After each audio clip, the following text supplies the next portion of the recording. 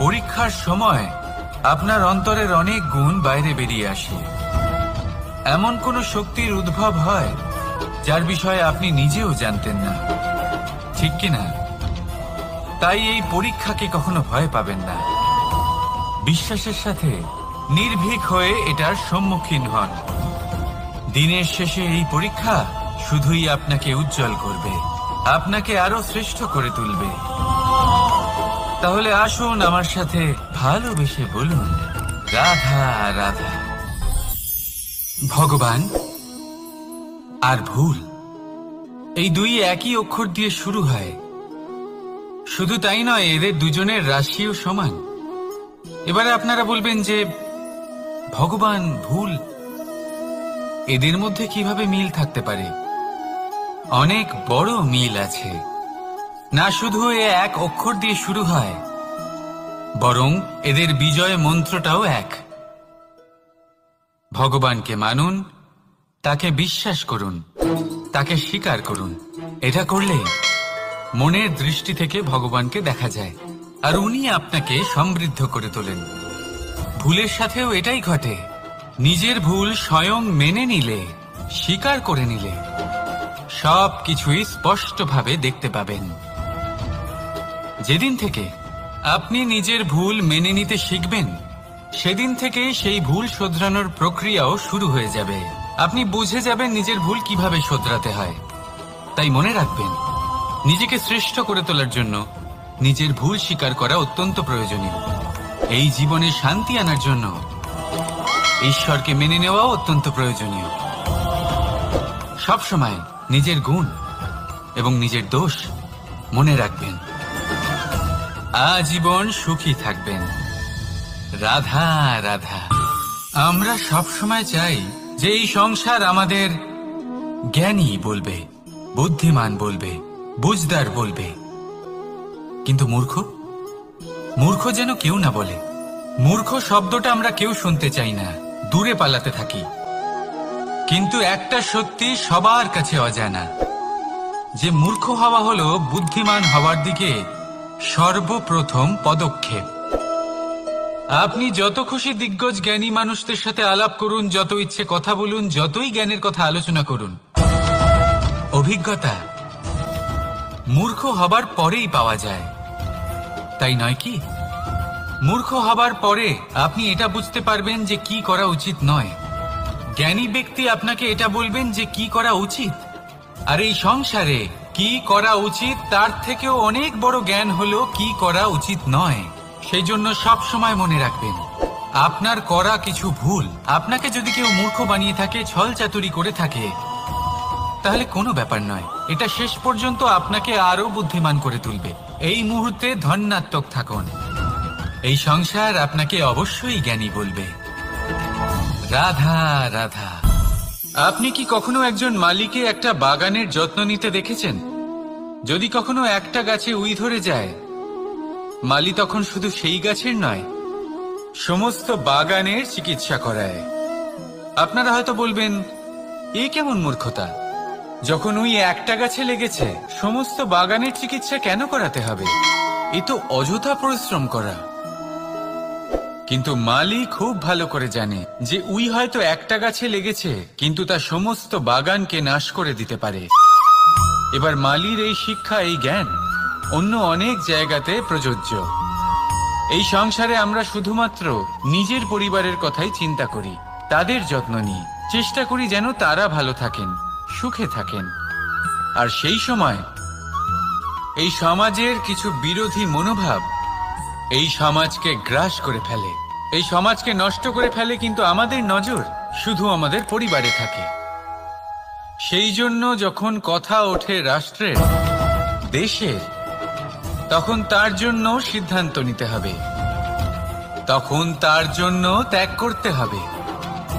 আর মনে রাখবেন, যে সমস্যায় আসুক তার সমাধান পূর্ণরূপে বাঞ্ছনীয়।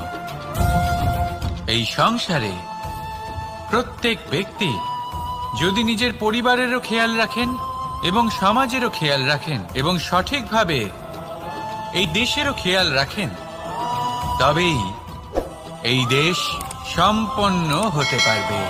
তাহলে আপনিও সেই প্রয়াস করুন আর আমার সাথে ভালোবেসে বলুন, রাধা রাধা। কথায় বলা হয়, জীবনে ভালোবাসাই হলো সুখের মূল। এটা সত্য। এবার প্রশ্ন হলো এটাই যে এই ভালোবাসা কার সাথে করা উচিত।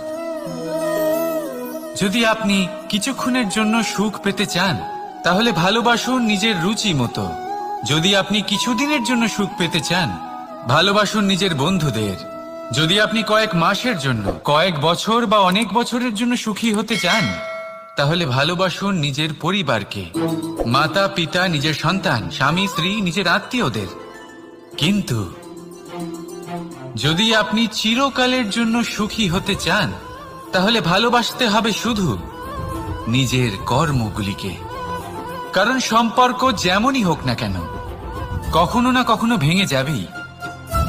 এই সংসার হলো এমনই যে যাদের সঙ্গ আমরা পাই, তাদের সঙ্গ একদিন ত্যাগ করতে হয়। শুধু কর্মই হলো এমন এক সঙ্গ যা কখনো আপনাকে ত্যাগ করবে না। আপনার মৃত্যুর পরেও এই কর্ম আপনাকে বাঁচিয়ে রাখবে। তাই সবসময় মনে রাখবেন, এই কর্ম ধর্ম মনে করে পালন করা উচিত। জীবনের শেষ মুহূর্ত পর্যন্ত কর্মকে ভালোবাসুন। জীবনের শেষ মুহূর্ত পর্যন্ত সুখে থাকবেন। আর আমি তো সবসময় বলি, শুধু কর্ম করতে থাকো, ফলের চিন্তা করো না। তাহলে আসুন আর আমার সাথে ভালোবেসে বলুন, রাধা রাধা। দ্বিধাবোধ। অনেক সময় আমরা জীবনে সেই বাঁকে এসে পৌঁছই যেখানে আমরা বুঝতেই পারি না যে এবার কোন দিক নির্বাচন করা উচিত। কখনো এদিকে যাওয়া উচিত মনে হয়, কখনো ওদিকে যাওয়া উচিত মনে হয়, কখনো দুদিকেই যাওয়া প্রয়োজনীয় বলে মনে হয়, কিন্তু তা তো সম্ভব নয়। কখনো কখনো এটা মনে হয় যে এখানেই থেমে যাওয়া ভালো, কোথাও না যাওয়াই শ্রেয়। এবার একেই তো দ্বিধাবোধ বলে। সংসারে এমন কোনো দ্বিধা নেই যার সমাধান সম্ভব নয়। এই দ্বিধাবোধ স্বাভাবিক। আর আপনার এই দ্বিধাকে আমি একটু সরল করে দিই। দ্বিধাগ্রস্ত হয়ে নির্বাচন করলে তখন এটা মাথায় নিয়ে করবেন যে আপনার এই নির্বাচনের ফলে এই সংসারের ওপর, এই সমাজের ওপর কি প্রভাব পড়তে পারে। নিজের লাভ ক্ষতির বিষয়ে ভাবা ছেড়ে দিন আর কর্ম করুন সংসারের মঙ্গলের জন্য, আগামী প্রজন্মের মঙ্গলের জন্য। ভাবুন আপনার এই নির্বাচনের জন্য কিভাবে তাদের জীবনের উদ্ধার সম্ভব। কারণ এই ভাবনাই হলো উচিত ভাবনা। কারণ অনেক সময় ওষুধ একটু কড়া মনে হতেই পারে, কিন্তু এই ওষুধই তো রোগ মুক্তি ঘটায়। সেইভাবে আপনাকেও এই দ্বিধার মুহূর্তে কঠিন নির্বাচন করতে হতে পারে। এই কঠিন নির্বাচন জীবনে কঠিন পরিস্থিতিও আনতে পারে, কিন্তু যদি এই নির্বাচন ধর্মসঙ্গত হয়, যদি এর দ্বারা সংসারের মঙ্গল হয়, তাহলে এই নির্বাচনই হলো সঠিক নির্বাচন। আসুন আমার সাথে ভালোবেসে বলুন, রাধা রাধা। মানুষ নানান ধরনের বাসনা পোষণ করেন। তাদের নানান ইচ্ছে থাকে, অভিলাষা থাকে, নানান কামনা করতে থাকেন, স্বপ্ন দেখেন, প্রার্থনা করেন যেন তা সফল হয়, নিজের সম্পন্নতা কামনা করেন, আর শেষে নিরাশ হয়ে যান কারণ এসব কিছুই পান না। আপনাকে একটা ছোট্ট উদাহরণ দিই। জঙ্গলের রাজা কাকে বলা হয়? সিংহকে। এবার যেহেতু সিংহ বনের রাজা, তাই হরিণ তো তার কাছে এসে এটা বলতে পারে না যে আপনি হলেন বনের রাজা, তাই আপনি আমাকে মেরে ফেলুন, আমাকে খেয়ে ফেলুন আর নিজের ক্ষুধা নিবারণ করুন। এমন তো হয় না। সিংহ যতই বনের রাজা হোক, তাকেও পরিশ্রম অবশ্যই করতে হয়, তবেই তার ক্ষুধা নিবারণ হয়। সেইভাবেই আপনার সমস্ত স্বপ্ন, আপনার সমস্ত ইচ্ছে, আপনার সমস্ত অভিলাষা, সমস্ত আকাঙ্ক্ষা পূরণ হবেই, অবশ্যই হবে, পরিশ্রমের দ্বারা। শুধু ভাবলেই হবে না। তাহলে আপনিও জীবনে পরিশ্রম করুন, নিজের সমস্ত স্বপ্ন পূরণ করুন, আর আমার সাথে ভালোবেসে বলুন, রাধা রাধা। আপনি কি কখনো কোনো উঁচু পর্বতের শিখরে পৌঁছতে পেরেছেন? যদি পৌঁছে থাকেন বা যদি আপনি কোনো উঁচু পর্বতের শিখরে যান, তাহলে ভালো করে দেখবেন, আপনি যত উঁচুতে অগ্রসর হতে থাকবেন, আস্তে আস্তে সমস্ত বনস্পতি বিলুপ্ত হতে থাকে। তারপরে সমস্ত গাছপালা পশু পাখি সব বিলুপ্ত হতে থাকে। শেষ পর্যন্ত সেই শিখরে থেকে যায় শুধুমাত্র শান্তি, নীরবতা। আমাদের মানুষের সাথেও এটাই হয়। মানুষ যখন আত্মবিকাশের পথে অগ্রসর হতে থাকে এবং নিজের জীবনের শিখরে পৌঁছতে চায়, তখন তার একা থাকা অত্যন্ত প্রয়োজনীয় হয়। আর তাকে তখন ত্যাগ করতে হয় নিজের সুখ স্বাচ্ছন্দ্য, নিজের সম্পত্তি, নিজের সমৃদ্ধি, নিজের সৌন্দর্য। দেখুন, জীবনের শিখরে পৌঁছনো একেবারেই সহজ কাজ নয়। এ হলো অত্যন্ত দুর্গম এক পথ। কিন্তু যদি আপনি সেখানে পৌঁছতে চান, তাহলে আপনাকে ত্যাগের প্রবৃত্তি জাগিয়ে তুলতে হবে। ত্যাগ কি সেটা জানতে হবে, কারণ ত্যাগের ফলেই মনে শান্তি আসে, আর সেই শান্তির ফলে মনে উৎপন্ন হয় প্রেম। আর এই প্রেমই হলো জীবনের অন্তিম লক্ষ্য। তাহলে আসুন আমার সাথে ভালোবেসে বলুন, রাধা রাধা। মানুষ বলেন প্রেমে অনেক শক্তি আছে, আর এটা সত্যিও বটে। প্রেমে এতটাই শক্তি থাকে যে শত্রুতার বড় বড় স্তম্ভকেও এত সহজে ফেলে দিতে পারে। কিন্তু আপনি দেখে থাকবেন, যারা অধিক শক্তিশালী হন তারা দুই ধার সম্পন্ন তরোয়ালের মতো হন। কারণ এই প্রেম যদি আচরণে থাকে, মনে থাকে, বিচার বুদ্ধিতে থাকে, তাহলে তা শুভ হয়। এই প্রেম সৃজন করে। কিন্তু প্রেম যদি ব্যবসার অঙ্গ হয়, যদি এই প্রেমের ব্যবহার নিজের স্বার্থ, নিজের অহংকারের জন্য করা হয়, তাহলে তা সংসারের বিনাশ ঘটাতে পারে।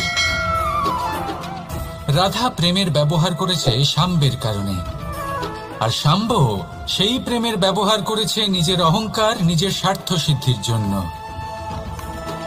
শেষ পর্যন্ত ক্ষতি শাম্বের হলো না, হলো প্রেমের।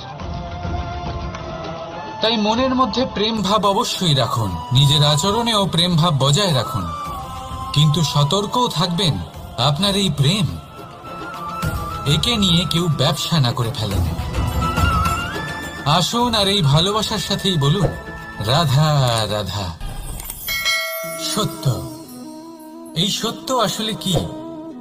কেউ বলবেন যা অসত্য নয় তাই হলো সত্য, কেউ বলবেন সেটা যার ভিত্তিতে আমরা বেঁচে আছি তাই হলো সত্য।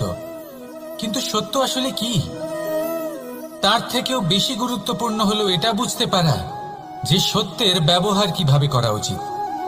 যদি আপনার কাছে সত্য থাকে বা আপনি সত্য জেনে থাকেন আর আপনি তার ব্যবহার করেন, সদ্ব্যবহার করেন সংসারের জন্য, তাহলে আপনি এই সমস্ত সংসারের অনেক ঊর্ধ্বে চলে যাবেন। কিন্তু যদি আপনি সত্য জানেন আর তার দুর্ব্যবহার করেন, তাহলে আপনি সমস্ত সংসারের পক্ষে ক্ষতিকারক হয়ে উঠতে পারেন। তাই মনে রাখবেন, সত্য যতটাই কোমল, অর্ধ সত্য হলো ততটাই কঠোর। এই অর্ধ সত্য সমস্ত সংসারের বিনাশ ঘটাতে পারে। সেই জন্য জীবনে সত্যের বিষয়ে সম্পূর্ণ সত্য জানতে শিখুন। এ হলো অত্যন্ত গুরুত্বপূর্ণ। এই সত্য তার নিজস্ব দাবি হলো আপনি সাবধানে থাকুন। তাহলে আসুন আর আমার সাথে ভালোবেসে বলুন, রাধা রাধা। পঞ্চমহাভূত, জীবন রচনায় এর অবদান অনস্বীকার্য। এই পঞ্চমহাভূত আসলে কি? জল, বায়ু, অগ্নি, মাটি আর আকাশ। এবার শুধুমাত্র জীবন রচনায় এর অবদান আছে তা নয়, শুধু শরীর রচনাতে এর যোগদান আছে তা নয়, বরং এরা হলো আমাদের জীবনের সবথেকে বড় শিক্ষক। এবার আপনারা সকলে চমকে যাবেন, হয়তো আপনারা এই দৃষ্টিভঙ্গি দিয়ে কখনো দেখেননি। আমি আজ আপনাদের বোঝাবো। এদের মধ্যে সবথেকে বড় তত্ত্ব জল। এ আমাদের কি শেখাচ্ছে? এই জল, এর নামই হলো জল, কিন্তু এ কখনোই আমাদের জ্বালায় না, আমাদের জ্বলনের কারণ হয় না। তাহলে কি করে? আমাদের তৃষ্ণা মেটায়, আমাদের শীতলতা প্রদান করে, জীবন দান করে। এর দ্বারা আমরা কি শিক্ষা লাভ করি? যে আপনার উৎপত্তি যেখান থেকেই হোক না কেন, আপনি যেখানেই জন্মগ্রহণ করুন না কেন, আপনার কর্ম সর্বদা শ্রেষ্ঠ হওয়া উচিত। আপনি জলকে যে কোনো পাত্রে রাখুন না কেন, সে সেই অনুসারেই নিজের আকার ধারণ করে নেয়। এর দ্বারা আমরা কি শিক্ষা পাই? এই শিক্ষাই পাই যে যে কোনো পরিস্থিতিতেই নিজেদের মানিয়ে নিতে হবে, নিজেকে সেরকম করে নিতে হবে। যে দেশেই থাকি না কেন, যে স্থানেই থাকি না কেন, যে পরিস্থিতিতেই থাকি না কেন, যে ব্যক্তির সাথেই থাকি না কেন, আমাদের সুখময় হয়ে জীবন অতিবাহিত করা উচিত। দেখুন, আমাদের কত বড় একটা শিক্ষা দিল এই জল, যা আমরা কোনোদিন দেখতেই পাইনি। নিজেকে জলের মতোই করে তুলুন।